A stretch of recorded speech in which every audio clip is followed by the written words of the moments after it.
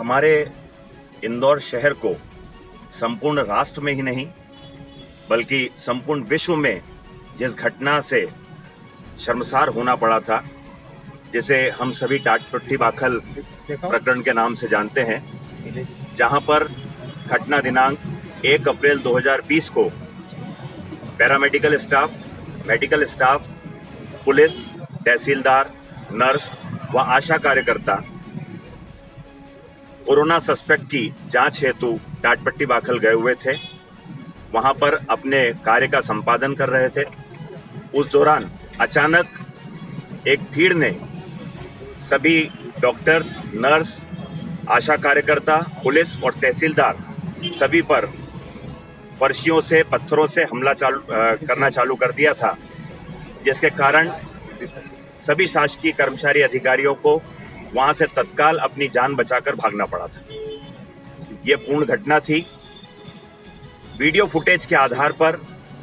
पीड़ित पक्ष ने, जिसमें प्रमुखतः डॉक्टर तृप्ति, आशा कार्यकर्ता फिजा फातिमा व अन्य, इन सभी ने वीडियो फुटेज के आधार पर आरोपीगण की पहचान की गई, जिसके आधार पर पुलिस ने आरोपीगण को गिरफ्तार किया। सभी आरोपीगण में से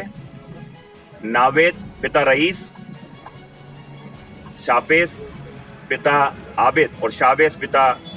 रईस, तीनों निवासी टाटपट्टी बाखल के द्वारा सत्र न्यायालय के समक्ष जमानत याचिका प्रस्तुत की गई थी, जिसमें आरोपीगण के अधिवक्ता द्वारा यह तर्क प्रस्तुत किए गए थे कि तीनों आरोपीगण बेगुनाह हैं, उनके द्वारा कोई अपराध नहीं किया गया है, तीनों इंदौर शहर के स्थायी निवासी हैं, कहीं भाग जाने की संभावना नहीं है। और महत्वपूर्ण तथ्य यह कि धारा 353, धारा 332, धारा 336 भारतीय दंड विधान बहुत सामान्य प्रकृति की धाराएं हैं, जिसकी सजा का प्रावधान बहुत कम है। इन आधारों पर जमानत पर तीनों आरोपीगण को छोड़ा जाए। आरोपीगण के अधिवक्ता के तर्कों के विरोध में मध्य प्रदेश शासन की ओर से हमारे द्वारा प्रमुखतः यह तर्क प्रस्तुत किया गया कि यह जो मामला है, इस मामले को केवल सजा के मापदंड के आधार पर ही नहीं देखा जाना चाहिए। चाहे ये मामला सजा के बिंदुओं पर बहुत कम हो या सजा इन मामलों में बहुत कम हो, परंतु जिन व्यक्तियों के विरुद्ध, जिस परिस्थिति में इस कोरोना की विश्वव्यापी महामारी में जो योद्धा हमारे बीच में जान हथेली पे लेकर काम कर रहे हैं, उनके मनोबल को गिराते हुए उनके विरुद्ध ये अपराध किया गया है, जो इस अपराध की गंभीरता को अत्यंत बढ़ावा देता है। और शासकीय कार्य में व्यवधान जो उत्पन्न किया गया है, पुलिस अधिकारियों के, पैरामेडिकल स्टाफ के, डॉक्टर्स के, तहसीलदार के, सभी प्रशासनिक अधिकारियों को वहां से भागना पड़ा, फोर्स के होने के बावजूद भी, ये अत्यंत निंदनीय है। अपर सत्र न्यायाधीश माननीय श्री शहाबुद्दीन हाशमी साहब के न्यायालय में ये सुनवाई हुई। हमारे ओर से प्रस्तुत सभी तर्कों से सहमत होते हुए, शासकीय कार्य में इस घोर व्यवधान को देखते हुए,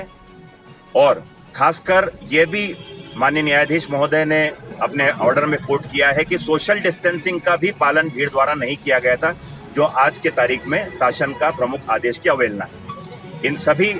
आधारों को दृष्टिगत रखते हुए, हमारे तर्क से सहमत होते हुए, माननीय न्यायाधीश महोदय ने तीनों आवेदक गणों की, आरोपी गणों की जमानत को निरस्त किया गया। इसमें टिप्पणी भी की गई है, डिस्टेंसिंग को लेकर टिप्पणी की गई है, और खासकर ये टिप्पणी की गई है माननीय न्यायाधीश महोदय द्वारा कि यद्यपि ये धाराएं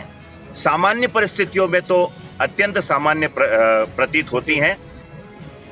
कम गंभीर अपराधों की श्रेणी में ये है आरोपित धाराएं, परंतु इस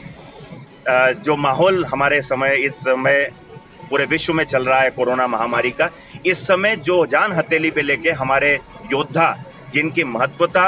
आज सेना के जवान जो सीमाओं पे लड़ रहे हैं, उनसे ज्यादा महत्वता आज हमारे इन कोरोना वॉरियर्स की है। इनके कार्य में हुए व्यवधान को देखते हुए, इनके ऊपर हुए जान